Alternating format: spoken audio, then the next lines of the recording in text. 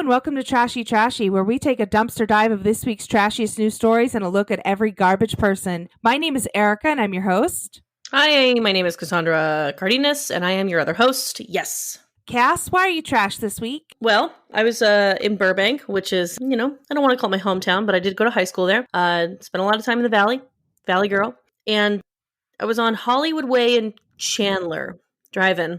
And I noticed that the local Sizzler has now been converted into a dentist's office. And I felt real sorrow. I really was like, fuck, I miss that Sizzler. I want that Sizzler back. I like a Sizzler. I mean, it's COVID, so it's like, you can pay me to use like a salad bar right now, but like, fuck, R.I.P. Sizzler. Did they close all of them or just that one in Burbank? I'll never know. I think they're closing all of them. Oh, where am I supposed to get incorrectly cooked steak? Have we been to Sizzler together? No. Unfortunately, we never had the pleasure. Are you sure? I feel like I've been to some sort of buffet-esque place with you. Was it Soup Plantation? Yep. That's where I go full garbage mouth. Dude, that shit is fucking bananas. Like, it's a great day. I get a giant salad and then all the muffins and macaroni and cheese that I can fit into a plate. I put macaroni and cheese in the muffin. Like, I cut a blueberry muffin in half, put in macaroni and cheese, and make a sandwich. And then I shit for 5 days straight. Yes. Like, I cancel my plans going forward. And I just... and then I get soft serve because I hate myself. Oh, that's the best. Add a little chili with the macaroni and cheese. Sure, why not? You earned it. I miss a Soup Plantation. Terrible name. Bad name, but you know what? You paid $17 for it, so go nuts. Why are you trash this week? I have eaten my weight in Reese's peanut butter cups. Ooh, yes. It just was Halloween. It was just Halloween, and I bought candy forgetting that there will be no trick-or-treaters. I had planned on putting candy outside of our door in a little Halloween pumpkin basket. There's no trick-or-treating in my building. There's no trick-or-treating in LA County. Wow. I don't know what I was thinking. So then I had to eat them all. Yeah, you can't just like waste them. And you know what I think is trash? I recently stayed in a hotel. I think it's trash to not tip the hotel maid staff. I just found out that was a thing about 5 or 6 years ago. And now I'm like, oh yeah, this is what, you got to do it. Mm-hmm. I heard a story from the NBA bubble that some of the players tipped the hotel staff like thousands of dollars, which made me feel so much better about the NBA bubble. You're such a basketball queen. I'm such a sports head. I mean, go Dodgers. Yeah, the Dodgers won the World Series. That was a big moment for me. If I want to talk about my week. Yeah, how was your week? This, ups and downs. Dodgers won the World Series. Big up. My dog got super sick. Big down. I spent the past few days hanging and just chilling and relaxing and loving life. Halloween wasn't as good as it normally is because COVID, I didn't get to dress up. So it was like ups and downs, but no complaints. What about your week? Well, it was my 8-year anniversary. Wow. On Halloween Day. And you guys started dating on Halloween? We consider Halloween our first official date, like where we were in public together as a couple. So we consider it our anniversary. How cute. It was so cute. We went to Palm Springs and we stayed in a Hilton, a very nice property. Shit. It was for the star of hotel. It was the cheapest option. And it was super nice. Yeah. I had a lovely time. I got surprised. My anniversary gift. They have this service in Palm Springs where a drag queen will deliver the food to you from the restaurant. Whoa. And then give you a private drag performance. Whoa. So my boyfriend, shout out Winston, surprised me with a drag queen delivering our fancy Chinese food. And I got a private drag performance in our patio of the hotel. That's unbelievable. He asked me if an experience was okay for our anniversary gift, and I said, of course. I had no idea what was coming in. That's so fun. I love that. Shout Happy out anniversary.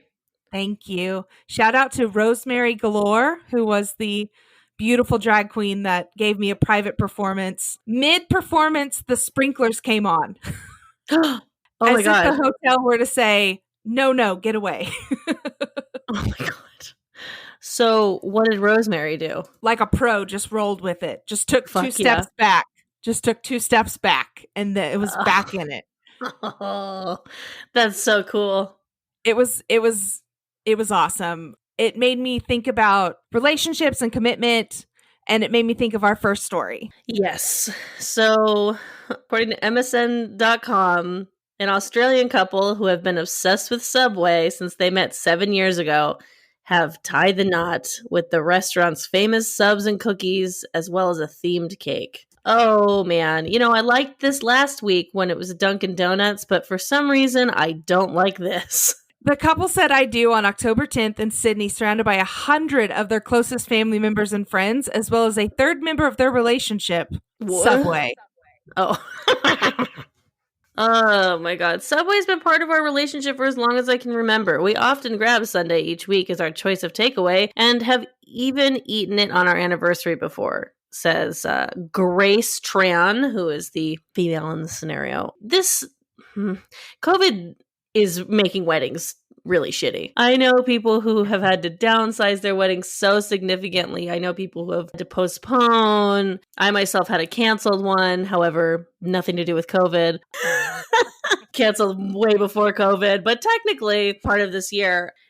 Yeah, this is awful. Like, people are resorting to getting married at fast food restaurants. I don't understand what this is happening. Yeah, Subway heard about the couple's unique love story and decided to supply hundreds of subs, cookies, and a custom-made wedding cake. Wow. Was the wedding cake also made out of flip-flop material? No. I believe Subway is legally still considered bread in Australia.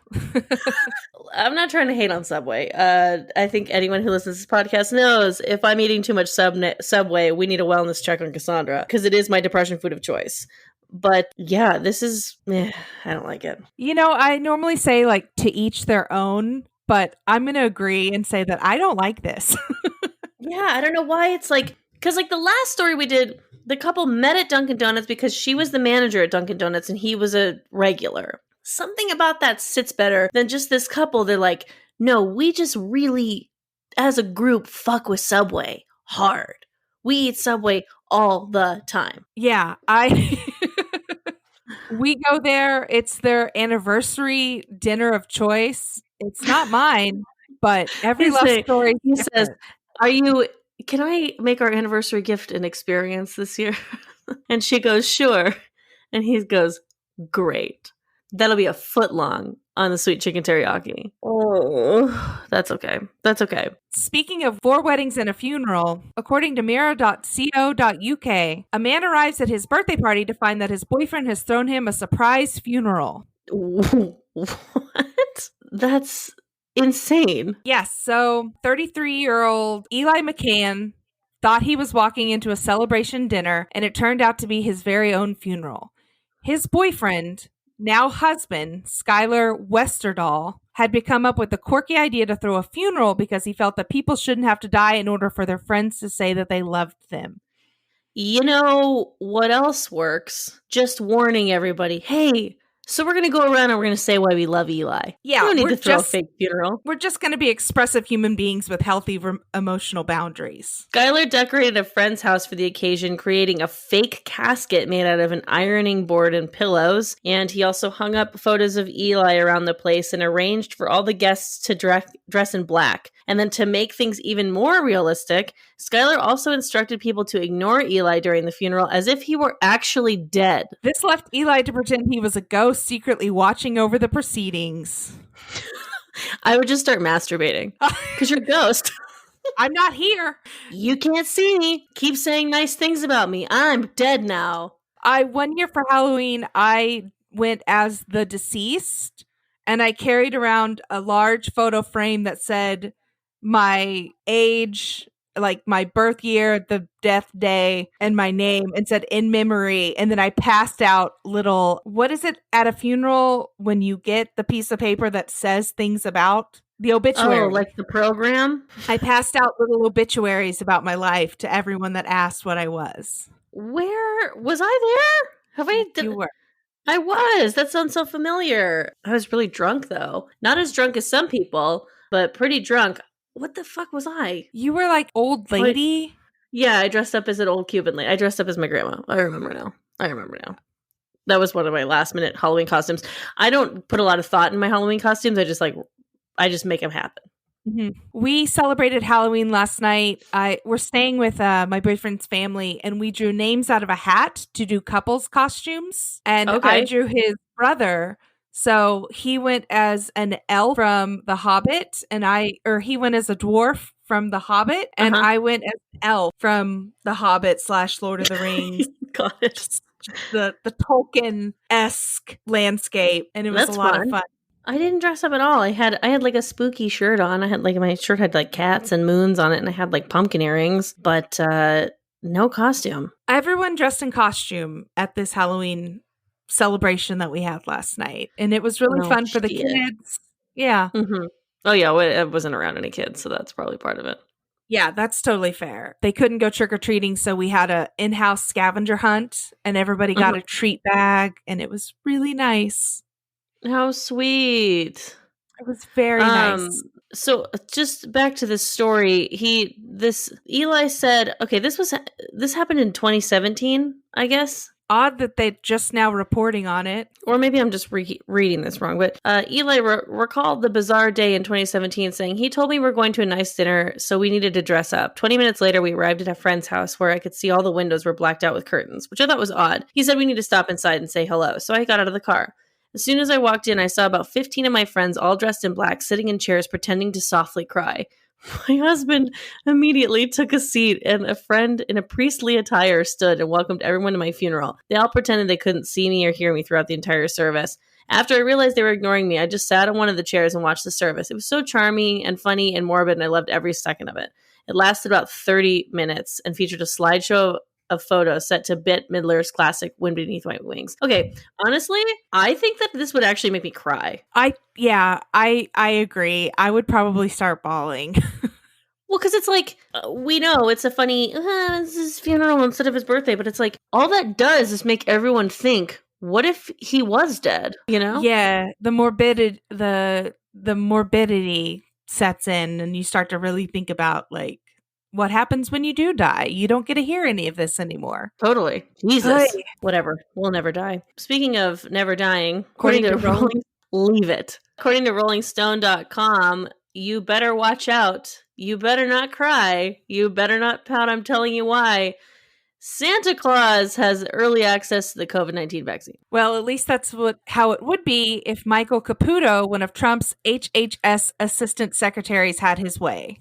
They basically would like to give Santa Claus performers early access to COVID-19 vaccines. I cannot wait to tell the president he's going to love this.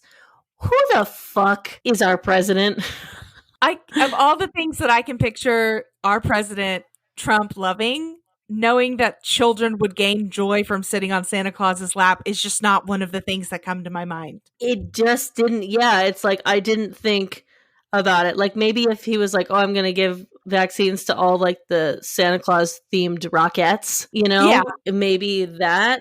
But it says don't fret about Miss Claus and the elves because this harebrained plan included giving them the vaccine too. Okay, literally, is this a Santa Claus performer, a first responder? This is like a sitcom plot. The epidemic of sitcom. We gotta get all the Santas. We gotta get all the Santas the vaccine. But what about all those nurses? No! We need them to have the vaccine so that these children who are spreading COVID-19 in the schools that we're forcing to be open, you know, they don't get him sick. Because Santa Claus can't get sick. Do you think that they have COVID down in the North Pole? Down in the North Pole. Oh, God, what a fucking stupid.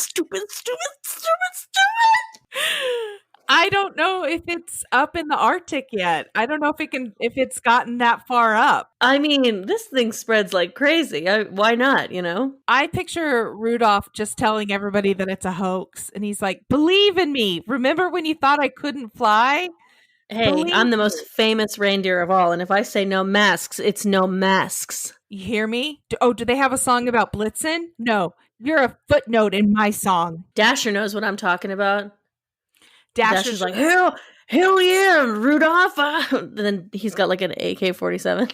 Dasher is the white trash of all the reindeer. 100%. And Dancer is his complicit wife. This collaboration will not be happening. This collaboration will not be happening, according to Alex Azar, as he told the paper that across the nation there will be disappointed children and disappointed Santa Clauses.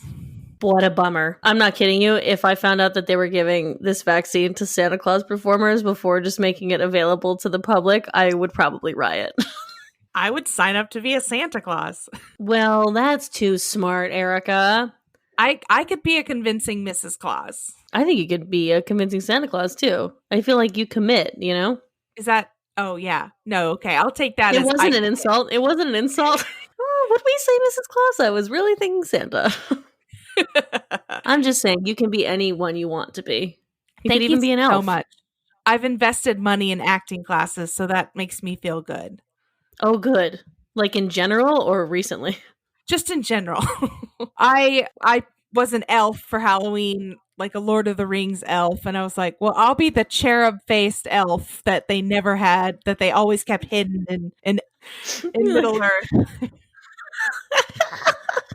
The one they didn't let in the movies.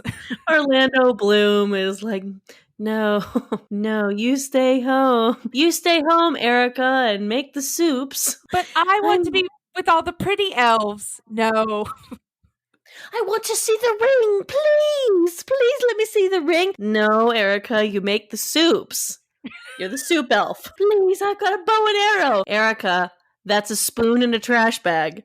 You make the soups. Speaking of make the soups, making soup out of the earth by fracking. That was a good one. Yeah, so here's a fucking horrible story submitted by a listener, actually. So thank you to that listener, Matea. North Dakota is seeking to repurpose coronavirus aid for fracking because why not?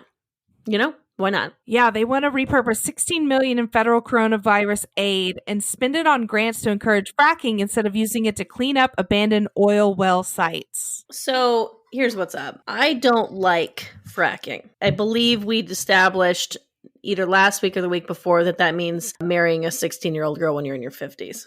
Yes. Yes. But just in case it actually has to do with oil, I don't like it. And I don't like the Electoral College because why the fuck are our presidential candidates talking so much about fracking? Well, because fracking only happens in swing states. So, fuck this. North Dakota's not even a fucking swing state, but like fracking does happen in the other fucking swing states. Oh my god, you guys, if this election goes bad. Sorry, I've fallen into a hole. Help me, Erica.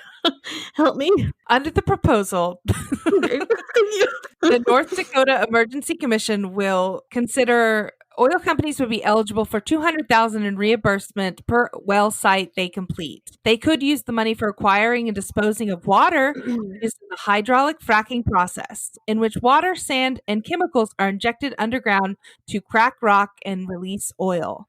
That's frack.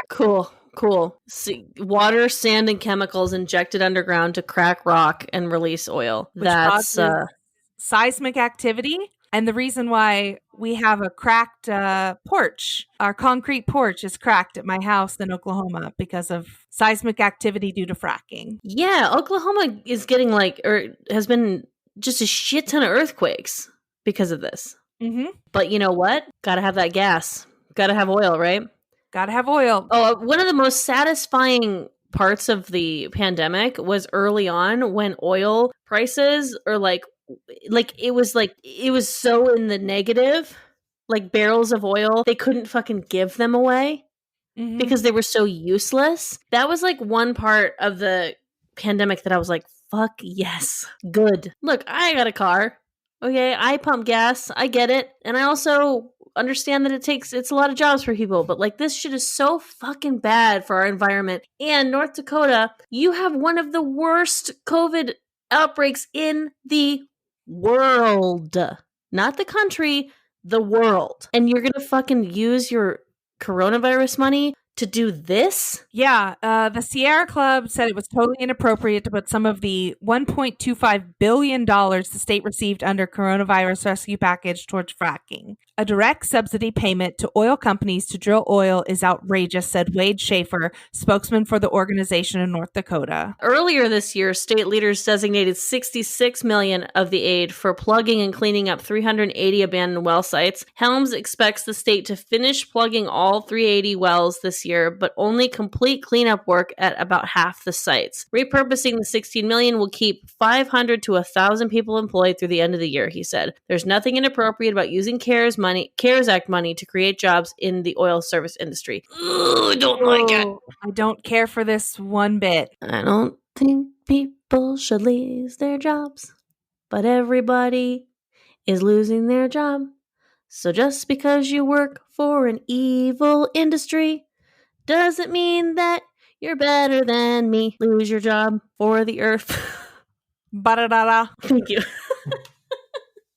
You know who should lose their job is the McDonald's ice cream repairman, because the McDonald's near my house, the ice cream is never working. Yeah. And speaking of all that, I can't get a McFlurry to save my life. Well, according to arstechnica.com, there's no way it's Ars Technica. Is it Ars Technica? That's a funny website name. I'm probably saying it wrong. Burgers, fries, and McNuggets are the staples of McDonald's fare, but the chain also offers soft serve ice cream in most of its 38,000 plus locations, or at least theoretically it does, because in reality, the ice cream machines are infamously prone to breaking down. Yeah, I don't like... They're always either cleaning it or breaking it, or it's broken. I feel like I only ever want that sweet, sweet, soft serving McFlurry like in the middle of the night. Oh, yeah. Clean it during breakfast. Yeah, nobody wants a breakfast McFlurry. Add some eggs and a sausage biscuit to that. Okay. I'm not trying to be insane because I don't like a sweet breakfast, but the eggs is definitely gross. Is sausage, though? Sausage ice cream? Yes.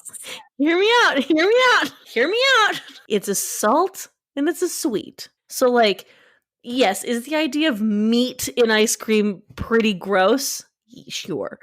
But, like, if some ice cream got on my sausage, I think I wouldn't hate it. What if maple syrup gets on the sausage? What the fuck is the difference other than, the milk? All right, you're onto something. Maybe that is the difference, is that it's a dairy. Yeah, you put a hot sausage in a cold McFlurry. I don't like it. Sounds disgusting, and I know that, but I think there might be something there. Like, call Salt and Straw. I have their new fucking flavor. It's like sausage McMuffin. Okay, honestly, if Salt and Straw made it, because I do enjoy their chicken gravy flavor ice cream. That's what I'm saying. My friend likes this one from there, and I can't remember what the fuck it is, but it's like goat cheese and anise, or it was something stupid. And I'm like, or like goat cheese and Italian dressing. It has a great name, but it's still, when you think about that as like an ice cream, I'm like, what the fuck? Or like rosemary potato ice cream. I don't know. I'm like, this is disgusting. But then again, I would eat that sausage in that McFlurry. What is this story about? I've gotten completely on a tangent. One enterprising software engineer, Rashid Zahid, decided that it's better to know if the ice cream machine is broken before you go. The solution? A bot to check ahead. Thus was born McBroken, which maps out all of the McDonald's near you with a simple color-coded dot system.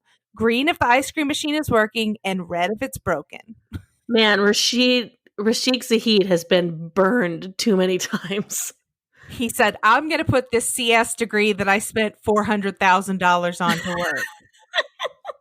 The bot basically works through the McDonald's mobile app, which you can use to place an order at any McDonald's location. And if you can add an ice cream order to your cart, the theory goes that the machine at that location is working. If you can't, it's not. I mean, I guess I get that. I was hoping that it was like an AI, like just making phone calls. I mean, that's essentially what it is. It's making calls to the APIs. Listen to me, knowing a little bit about tech. Fuck yeah, girl. Damn. I don't know what I'm talking about. Okay. Uh, at the time of writing, under 10% of McDonald's ice cream machines in New York City were working. But Whoa, under 10%? Under 10% are broken nationwide. oh, And then it's 24. I was like, holy shit, why even have it? Okay, so it's under 10% of McDonald's ice cream machines are broken nationwide. In New York City, it's almost 24%, and it's a solid 20% right now in Seattle and 14% in Washington, D.C. I mean, this feels like like a reflection of COVID happening. Like if an ice cream machine is broken in your state, you're more likely to have a higher COVID number. Yeah, because people are, on the streets looking for ice cream. They would have stayed in their cars and would have went right home if they could have just gotten that sweet, sweet soft serve. You like a dipped cone, Erica? Oh, I enjoy a dipped cone, yes. Yeah, I'm on the fence about it. Trader Joe's Mm-hmm. has miniature ice cream cones that are dip cones. Mm. It's a dark chocolate covered in a vanilla and a tiny little waffle cone. My roommate got these, not the dark chocolate ones. She got the pumpkin ones, which I know you hate, but yeah, they're delicious. They're a nice little treat. I prefer the mochi, the chocolate peanut butter mochi from Trader Joe's. Oh, you're Yeah. making me hungry. I'm just saying, you dip fries in a McFlurry. Why Yes, I not dip a sausage link? This is Cass's campaign now. Speaking of campaigns, an Iowa man who stole an election sign goes on to steal newspapers that reported it. Okay, so this is according to CBC.ca. The Iowa businessman's initial crime of stealing the election sign only garnered him 3 sentences on the 3rd page of a small town newspaper, but his strange attempt to cover it up made national headlines. This guy fucking lost it. That's what.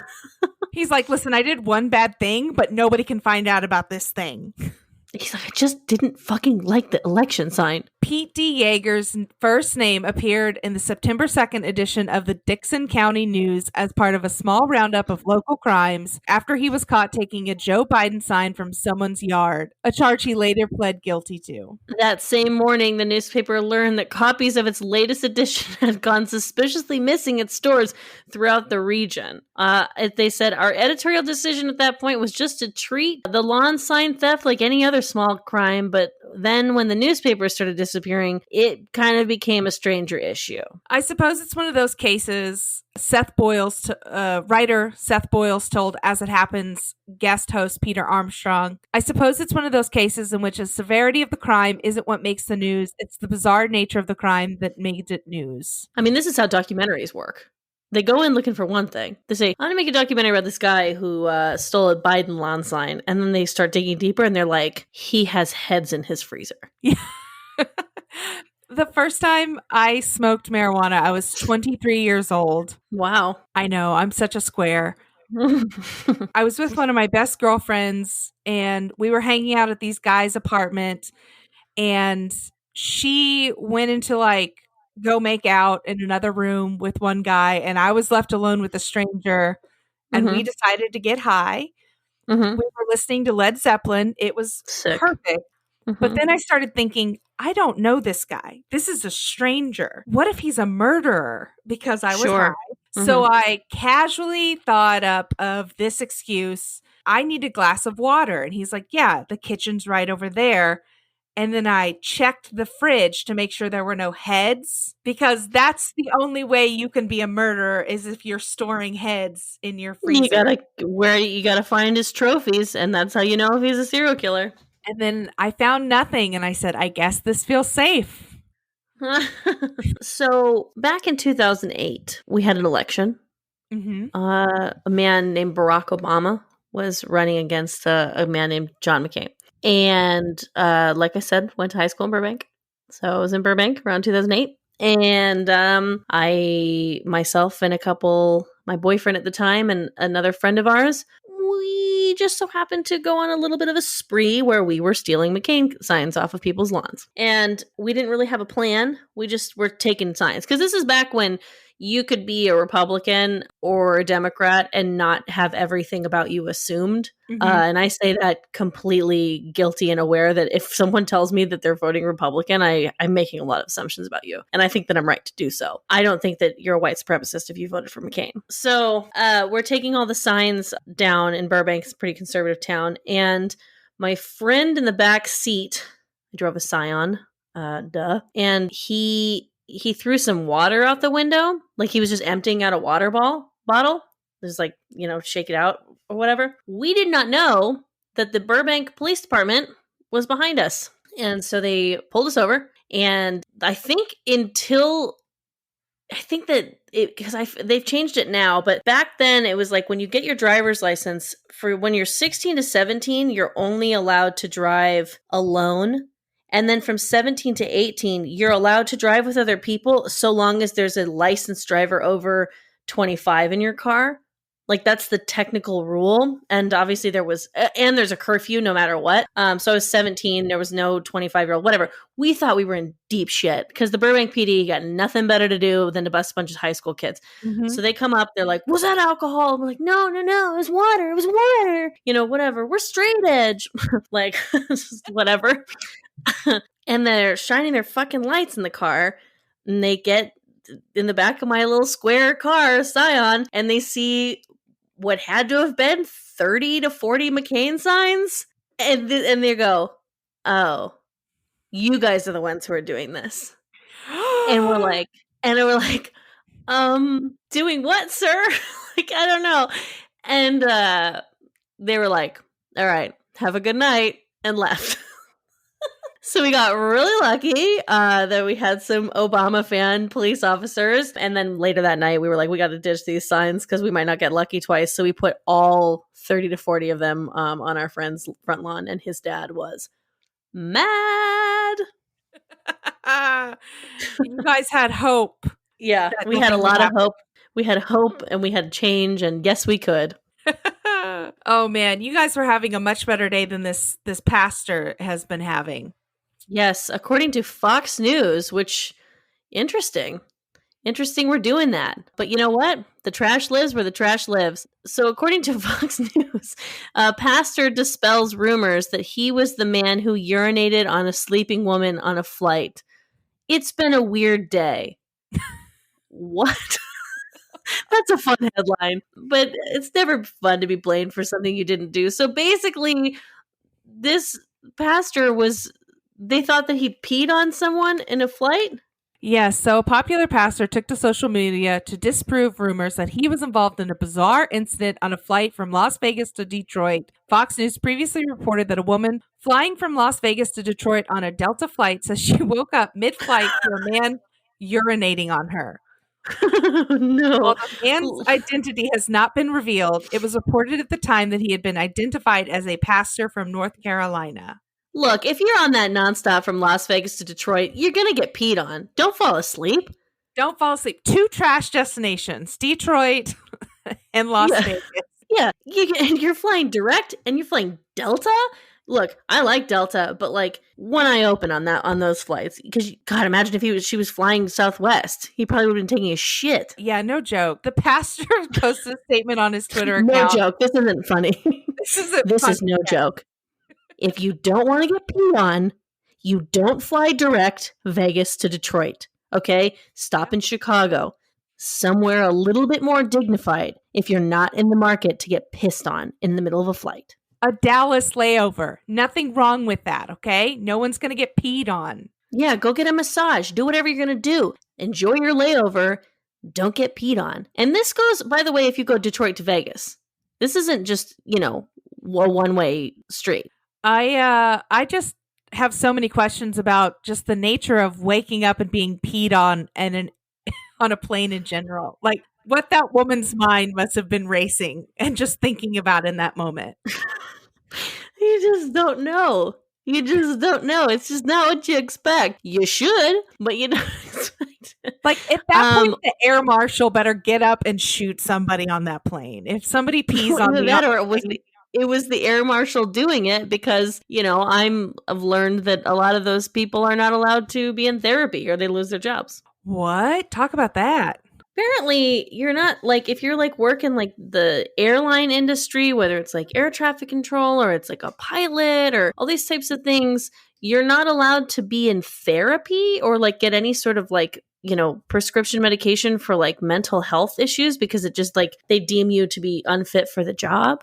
The So that's why most there's like a really high suicide rate amongst, or why pilots are such like notoriously alcoholics. Yeah, the most stressful careers in the nation, and they're not allowed to seek mental health. That's total garbage. Yeah, right? It is. It's really shitty. Will Graham, the executive director of the Billy Graham Training Center at the Cove and Associate Evangelist. I'm not too good with reading right now. He says it wasn't him. That's the point. I'm like trying to get all his titles. Who gives a fuck where he's from? He says it wasn't him, So she caught me on the airplane. It wasn't me. So she's being while she's sleeping. It wasn't me. Maybe the guy looked a little bit like me. It wasn't me. But I was just praying to Jesus. It wasn't him. That's fun. Maybe it was. See you next week. And that's the pod. The pastor posted a statement to his Twitter account which says, "It's been a weird day. For some reason, people who don't know me have accused me of inappropriate actions on a flight from Las Vegas to Detroit on October 12th through 13th. So I spent October 12th at the BGEA headquarters in Charlotte, North Carolina, and I spent October 13th at the Cove, North Carolina, at a family gathering in Asheville, North Carolina. I was with my colleagues and my family morning, noon, and night. I was not on a plane, pure and simple, and I certainly wasn't involved in the sort of thing that they're suggesting." This sounds like some white lady. I'm just assuming. Allegedly. This sounds like some white lady just confusing two black people. That's possible, but I mean, this is a white guy. Oh, well then I know nothing. I mean, I thought you were going to on the plane. I thought you were going to say like, this just sounds like the white lady's making this up.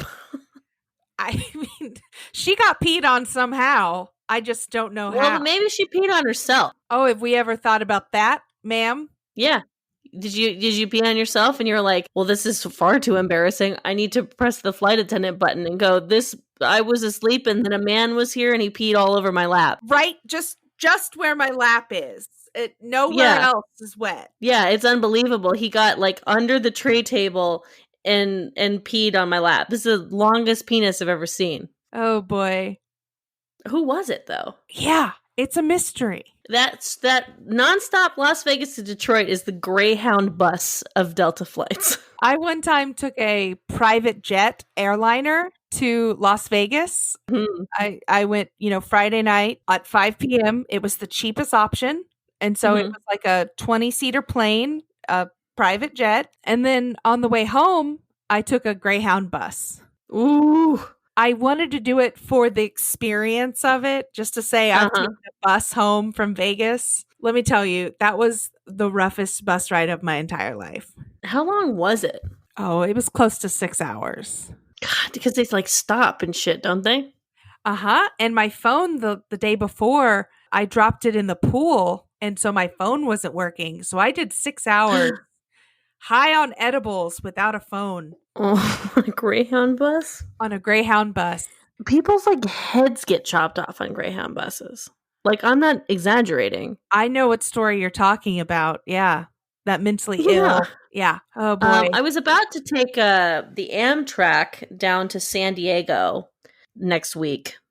Prior to my dog getting sick and me being like, you should probably stay in town. Or, bring her with me, which I think is what I'm going to do. But I was about to take the train to San Diego for the very first time, and I couldn't put my finger on if the train was going to feel more Greyhound-ish or if it was going to feel more of an airplane experience, or if it was going to be something altogether different. Oh, I've taken many an Amtrak. It's something altogether. What is it? Is it like Murder on the Orient Express kind of vibe? Yeah. Ooh, then I should have just went through with it and gotten a costume. Yeah, they're 2 stories. They're very nice. I love an Amtrak. Okay. It's between LA County and San Diego, though. Orange County. Orange County, which is where our next story takes place. Okay. According to the LA Times, investor Bill Gross is being accused of blaring Gilligan's Island songs, or the Gilligan's Island song, on loop to torment a neighbor. Dispute between Bond King Bill Gross And his next door neighbor over a $1 million outdoor sculpture has developed into police calls to their Laguna Beach mansions and multiple legal actions. What's wrong with this fucking with the outdoor statue? It's just, it looks like flowers. So it looks like flowers. However, they put up a protective netting around it because people were throwing objects at it, and the other neighbors are claiming that it blocks their view. Okay. I have questions. What?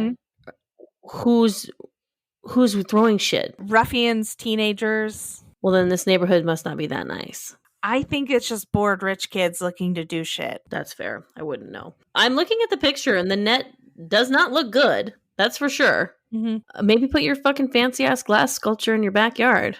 Or inside your home, not outside.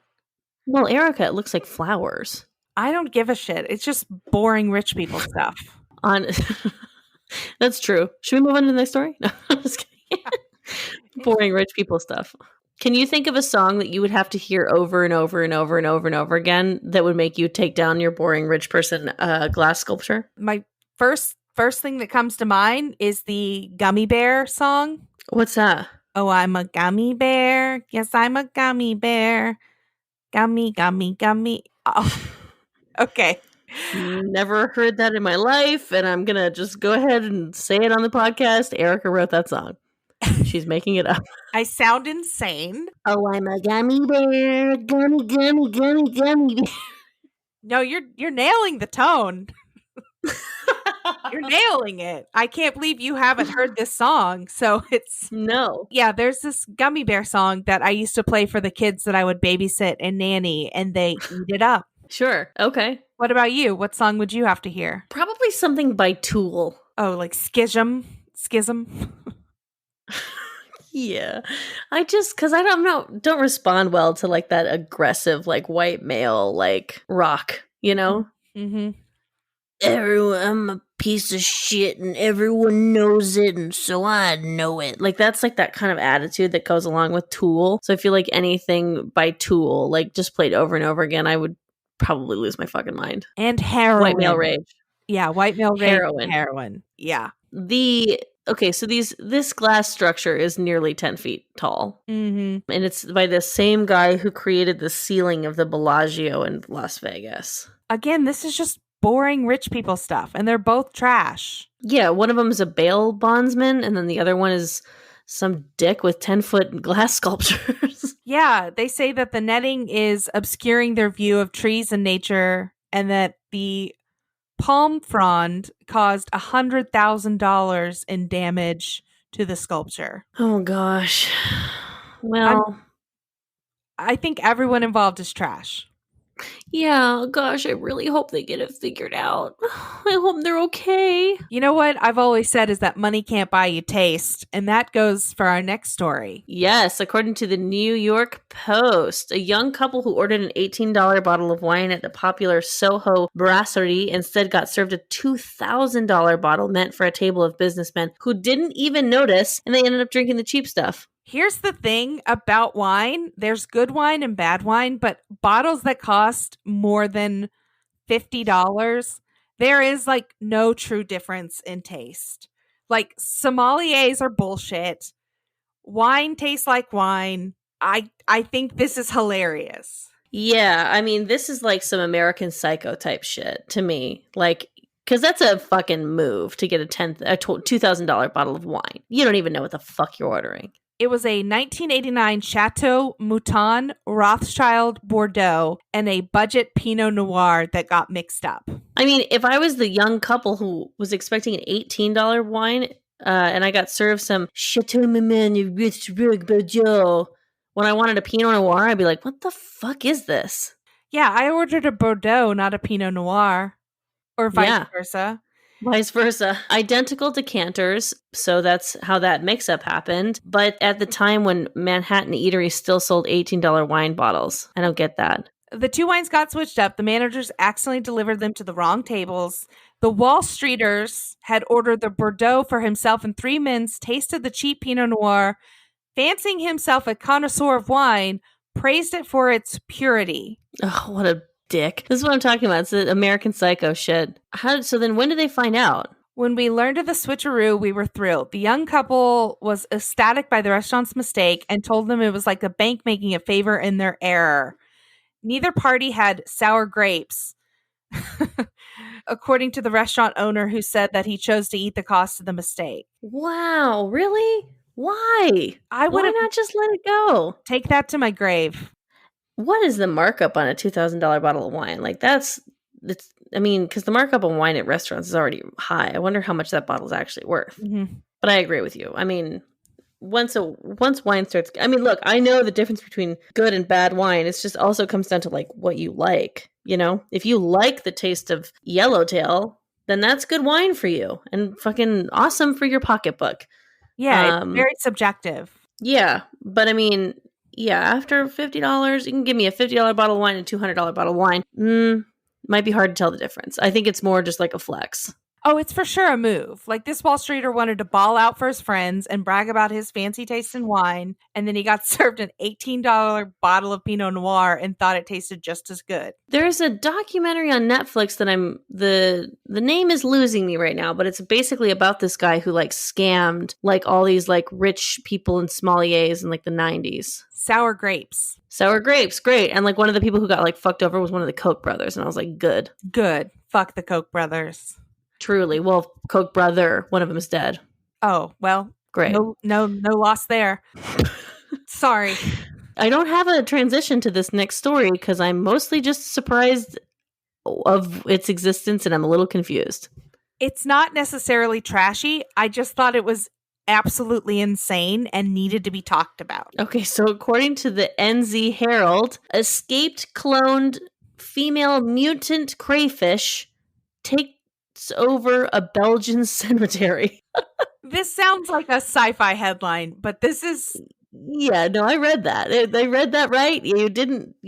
No need to adjust your knobs, listeners. A cloned female mutant crayfish takes over a Belgian cemetery. What is a crayfish? Oh, that's a great question. A crayfish is a type of crustacean. It can dig down. I thought that was a crawfish. It's a form of crustacean. Wait. So crustacean crayfish in the animal kingdom is like you know how there's like the tiers and we are like a species? Oh my god. Crayfish, crawfish, and crawdads are the same animal. The only reason I thought it was crawfish is because I dated someone from Louisiana. This is the same thing? I guess I feel like I literally actively said to someone who was like, oh yeah, I like a crayfish boil. I'm like, it's crawfish, you fucking idiot. I thought the same thing up until right now. Wow. Whoever I said that to, I'm sorry. I don't remember who it was. That's hilarious. That's just an accent that has dominated the way I pronounce it.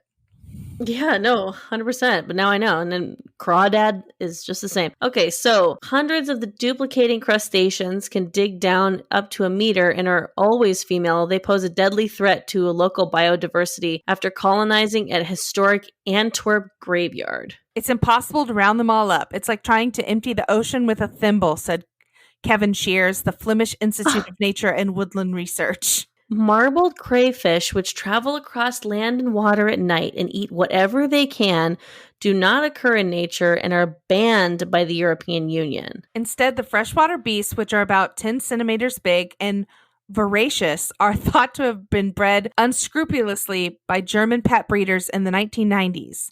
They are similar to slaw crawfish found in Florida that are parthenogenic, which means they reproduce themselves and their children are identical females. Wait. So these crawfish are illegal in the European Union. So there's German pet traders who brought them some German. Oh, can I do a German accent? I give you permission to do one. I don't know if you can do one though. I'm like, how does the Germans talk? Is this German? This is German. This is German, and I want to have a big crawfish boil, so I'm going to bring these over to the EU, and I'm going to have a big yummy meal with all my friends and some corn and potatoes. It's a rough accent. I'm just trying to figure out what the point was of why they brought them. Like who, because they're not pets, they're food. Their food. The EU banned possession and release of the uncanny crawfish in 2014, but it is impossible to trace the owners because of all being genetically exactly the same. Oh, so this is crazy. They so should not exist. again, yeah, like why the fuck?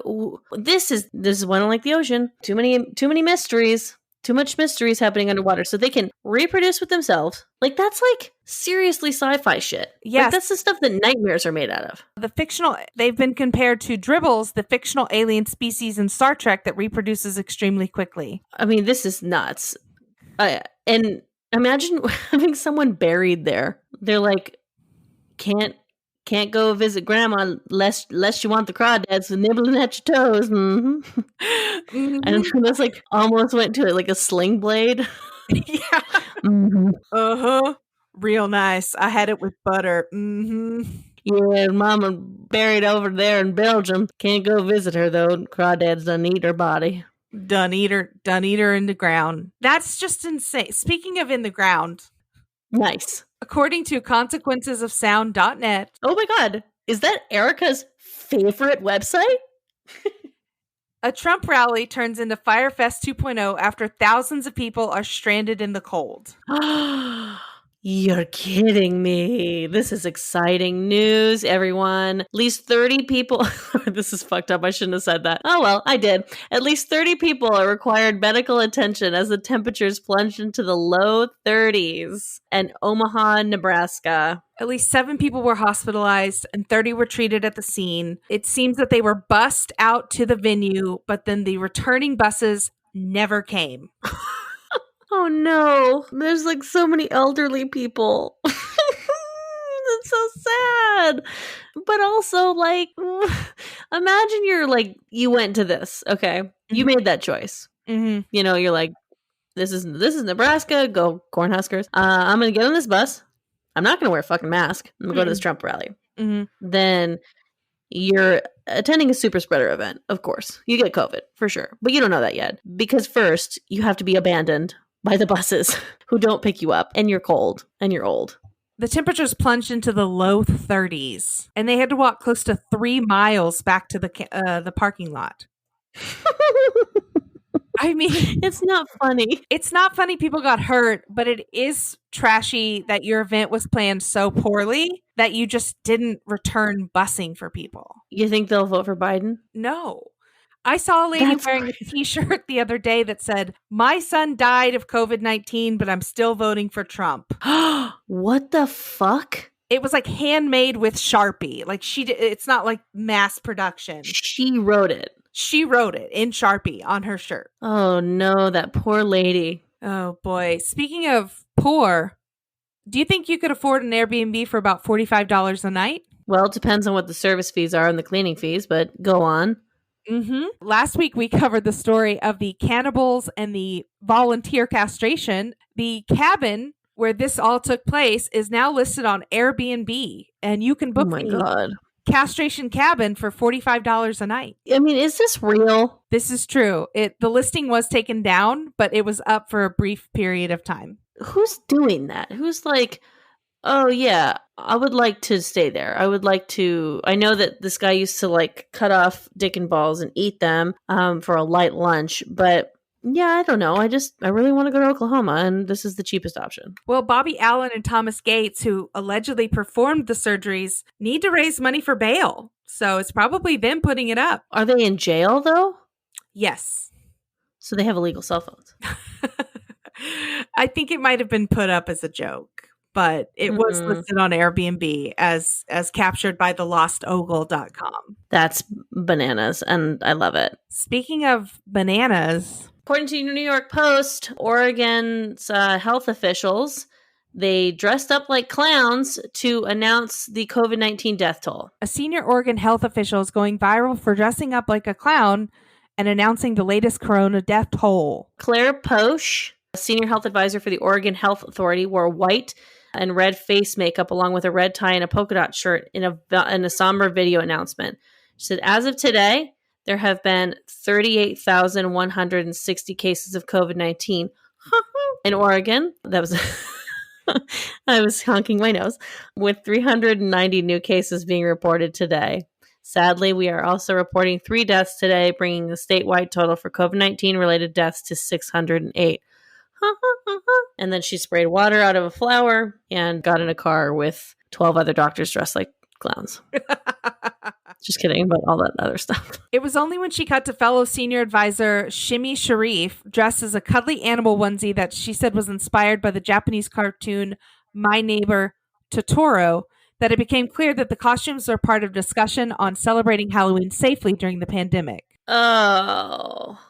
I So think it's like a joke. Or it's not a joke. It's Halloween. Yeah, they were dressed up like Halloween, but they still had to read this like extremely somber news story. Well, and also like, the sign language interpreter was dressed in his regular clothes. Yeah, I think this was misguided at best. No kidding. Let the sign language person wear a costume. Yeah. He really wanted to be Catwoman this year. Did you watch the beginning of Hubie Halloween? I watched the beginning and only the beginning of Hubie Halloween, yes. Yes, that's about as much as anyone can stomach, but I would have loved for the sign language interpreter to be dressed up like, oh my God, what's her name? The Joker's girlfriend.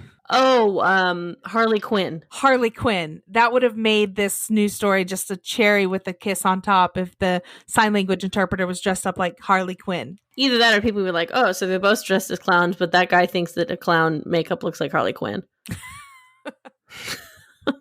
I misunderstood the assignment. Speaking of misunderstanding things, according to today.com, Costco is dropping popular coconut milk after allegations of forced monkey labor. According to PETA, Costco has removed popular coconut milk from its shelves after allegations that makers use monkeys in forced labor in its production process, according to the People for the Ethical Treatment of Animals, PETA, which is a trash organization of itself, and they euthanize more animals than they protect. I don't care for Say what? I don't care for PETA either, but what did you just say? What are they euthanizing animals for? Their shelters are bad. I'm okay. I'm not a fan of PETA. Like they euthanize animals. Yeah, they're not great. They're not great. Man, I've used this coconut milk before. For cooking.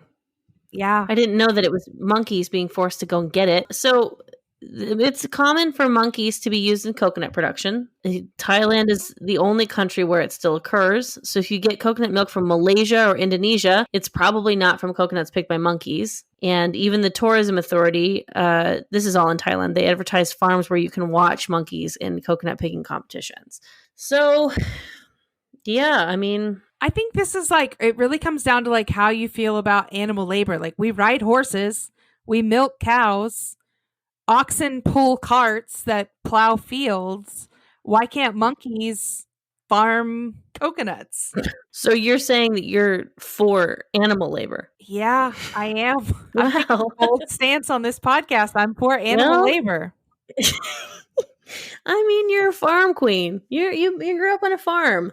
Animals mean different than you. Yeah, I eat meat. I see animals as like friendly helpers. And as long as they're being fed and cared for. Every time that I've ever eaten meat with Erica, she makes everyone at the table thank the meat. She goes, now wait. Before we eat this In-N-Out, say a small prayer and thank the cow that made it for us. That's a moo to you. Both and a moo to you. Today reached out to the company for a comment and they did not respond as of press time. The company's website, however, currently features an announcement on its monkey-free coconut due diligence assessment that shows 0 major or minor findings of monkey labor. Yeah. Well, I mean, look, I've used this coconut milk before, so I guess what do I care? I mean, whenever animals are used for profit, that's where the line is drawn, according to PETA's representative Stein. I mean, PETA has come down on horse and carriage, even dog sled racing. I mean, dog sled racing kind of seems fucked up for me. I don't know why. Yeah, I don't know enough about it, I guess. Feels like a bygone era. The Iditarod. Mm-hmm. Speaking of a bygone era, and this isn't even a transition, this is like just literally how I'm talking. I went to a brewery in the Valley yesterday to pick up some beers, and there was a man and a crew of people who were getting set up so that he could break a world record. The world record was most pumpkins smashed in a minute. He did 53. I could do 54. I know you could. This guy had like his whole like little pit crew of like it was like he was world record Ron, and I'm like, what is this? What is a bygone era indeed with the world records? Like, I don't even think about those, but it's kind of, some people really do be breaking world records still. I guess that means something to somebody. Like the meanest thing I've ever said again. But there was a woman there. This is a shit show. I can't get too far into it because it's going to sound mean-spirited. But there was a woman there with her, 3 little monster children. And she said, Ron, let me ask you a question. I see so many people. Yeah, people have these talents that they don't even know about. And it's just crazy. And he's like, well, I guess, you just got to follow your dreams. Bro, you just smashed 53 pumpkins in a minute and you're trying to give the advice to follow your dreams? Who? Yeah, okay. Yeah, I guess. But he was like, you're not a professional athlete. You smash pumpkins. You're world record Ron. You're world record Ron, which he has above his headboard when he brings ladies back to his apartment. He screams world record Ron when he's orgasming. Uh-huh. He's like, I'm going to do it. I'm going to break the world record for fucking this pussy. World record Ron! And then the woman's like, world record Ron. And she's like, can you get off me now? Thank you. I'm going to break the world record for taking too long to get off of you. Let's break the world record for eye contact after sex. World record Ron. World record Ron. I will say that to me in this story, Costco is a hero. They recently pulled Palmetto cheese from its shelves after the owner called Black Lives Matter a terrorist organization. Yeah. And Costco's not fucking around. They don't need your fucking stuff. They'll find someone else to sell in bulk. Yep. Costco consistently seems to do the right thing. Yeah. Including serving me hot dogs that give me diarrhea 1 out of 5 times. But they're $1.50 and it's totally worth it. Yeah. Yeah, that's another place where you can get soft serve. I got soft serve on the brain. I'm going to start my period soon. That's why. I just wrapped up. Did you? How was it? Terrible. Every period during a pandemic is terrible. God, it just seems so cruel. How are we going through enough? Aren't we going through enough? You know what we're not going through enough of yet? Nope. That was a terrible transition. No, I like it. Are you going to say that we're not going through enough dumpster fire of the week? Uh-huh. Well, I'm ready for it. If you're ready. I'm ready. It's time for the dumpster fire of the week. 9/11. Oops. So our dumpster fire of the week is less of an article and more of a concept. Just the object concept of Rudy Giuliani. What in the actual fuck? I'm just gonna again, we're not going off of an article right here. We're spitballing. Who was Rudy Giuliani to you prior to the Trump administration? He was the guy that came on Saturday Night Live after 9/11 and told us that it was okay to be funny again. Right. Yes, he was the mayor of New York City during when the 9/11 attacks happened. Mm-hmm. Now, he was kind of there's your legacy as a hero, Yeah. But then instead, he decided to go full Trump and hard as fuck for Trump. And now he's Trump's lawyer, I believe. Yes, personal lawyer. Yeah, his personal lawyer. He's married to his cousin, which I guess was before 9/11, but people forgot. Turns out, I learned this from John Oliver, that there was a lot of shit that's fucked up about Rudy Giuliani that, was already in existence. Mm-hmm. But then 9/11 happened, and so everyone just kind of forgot. The reason we're talking about him in general is because of Sacha Baron Cohen's newest Borat film, subsequent movie. Yes. Have you seen it? Yes. It's very funny. The actress in it is unbelievable. And Rudy Giuliani is taking some heat right now because he gets interviewed in it. He got Borated 14 years after the movie came out. Just didn't understand what was happening, didn't recognize Sacha Baron Cohen, and he was the actress was flirting with him in attempts to, and no spoilers, but spoiler, I guess, is that, she's trying to get him to give her away to President Trump or something like that. Or like she's trying to sell herself to him. Mm-hmm. She's interviewing him, and he thinks that she is a 15-year-old girl. Rudy Giuliani, I don't think, knows that she's 15. Okay, well, in the film, she's supposed to be 15. She's played by a 24-year-old actress. Yes. A young woman, nonetheless. Yes, and she's being flirty-ish, but she's also very like weird and uncomfortable, and like, Borat in disguise, I suppose, comes in at one point, and he makes a comment about how he's, married to his cousin, and she says, let's just get the micro. Like, it's a weird fucking interview. Weird scene, yeah. And so she takes him to another room to take off his mic, and from the movie, it looks like Rudy Giuliani might have started masturbating. He reaches into his pants, again, allegedly to undo the microphone. Connected to his penis. Connected to his dick. I don't think he was trying to masturbate, but I think he was being very inappropriate with a young girl. Yeah. It just felt like, I don't know. It's pretty bad because it's like, it was just so creepy to watch. Why would you go into a secondary location with somebody? Why go into a bedroom with somebody? To take off your mic. Why go in a private bedroom with your female reporter? Yes. Look, I mean, there's a lot of issues.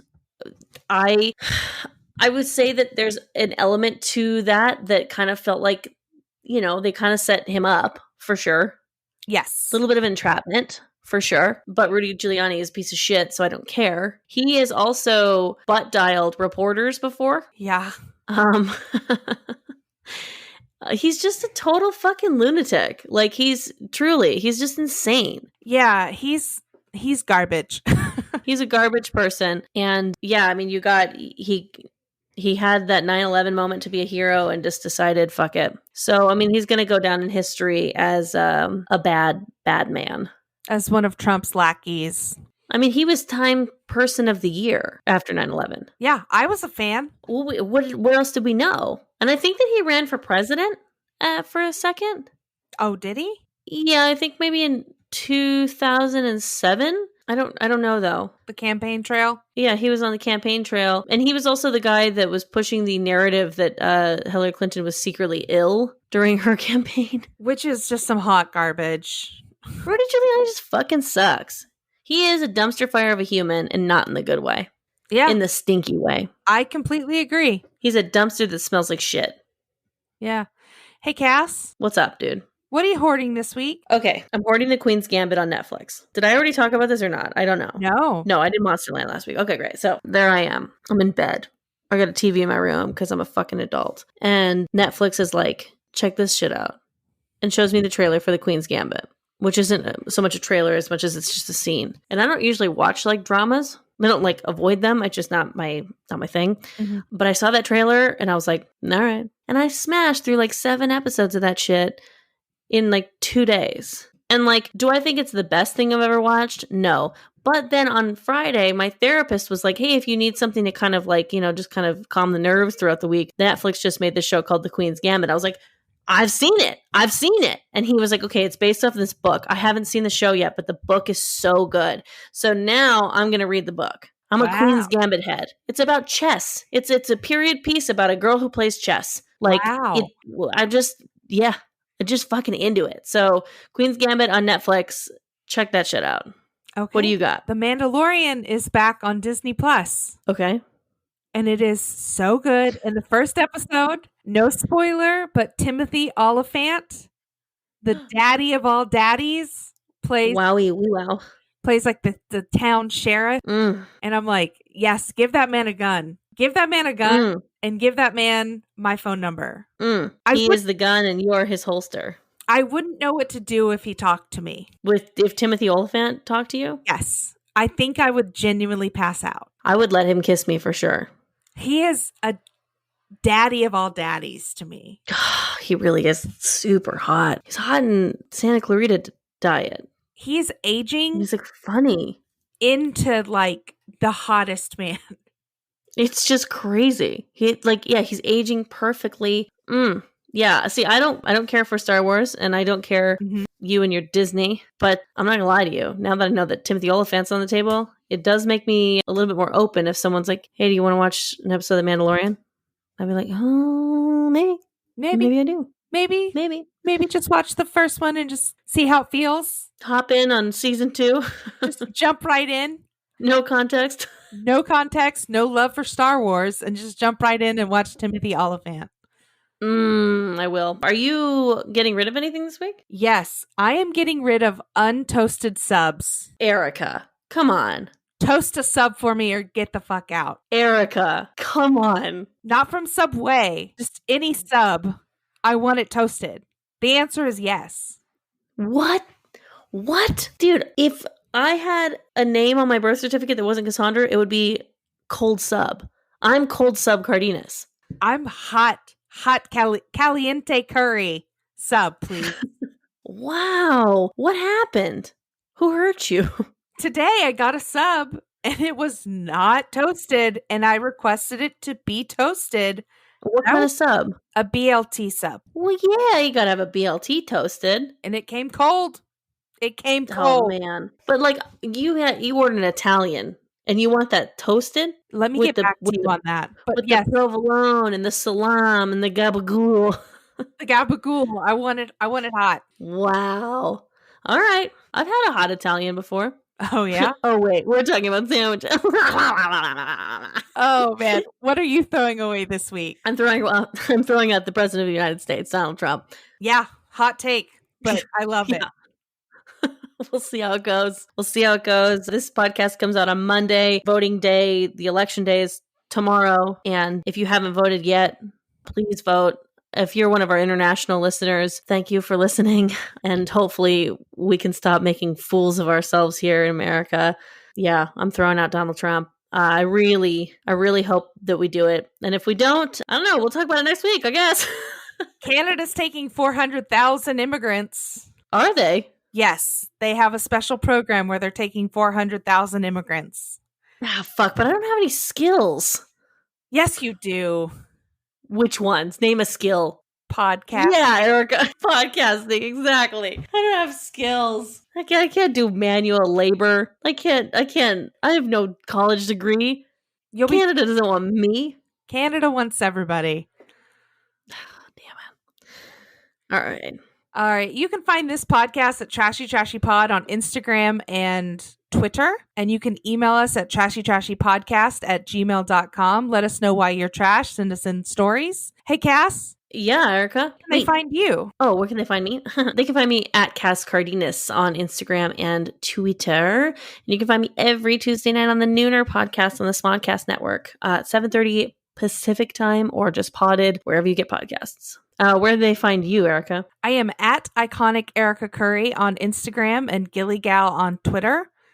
And that's where I would love for you to talk to me and reach out to me and let me know that you're listening. We'll announce, I don't know, we'll read the review that we chose that won the beer next week, because we're, going to select that. And do you like Trashy? You like it? Because if you do, you could maybe support Trashy. Absolutely. You can support us by leaving a 5-star review. You can actually support this podcast financially to help us get better equipment, better microphones, help us with hosting. In the podcast notes, there is a support option. Yeah. That's, if you feel like it and whatever. But we love doing this for you, and thank you for listening. We're growing and we really appreciate you telling a friend. Mm-hmm. Hey, Cass. What's up, girl? You stay garbage. You stay garbage, Erica. Bye.